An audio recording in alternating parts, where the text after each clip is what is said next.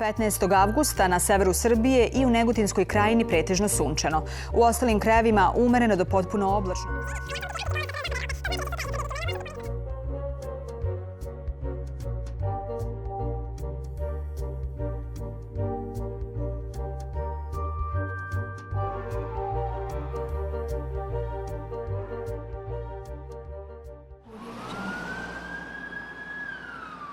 Da li ste znali da u Srbiji postoji 1,2 miliona starijih osoba, od kojih čak 65% ne može da brine sami o sebi?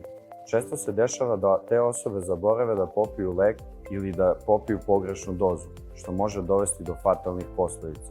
Lek ima jedino očekivani efekat ako se pije svakoga dana u određeno vreme da bi se održala konstantna doza u organizmu. Mi smo Take Care Team i naša pametna kutija za lekove omogućava senilnim i starijim osobama da popiju lek na vreme i odgovarajućoj dozi.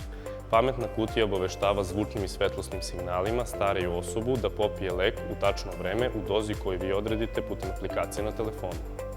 Podržite Take Care projekat vašim glasom i pomognite nam da poboljšamo kvalitet života starijih osoba.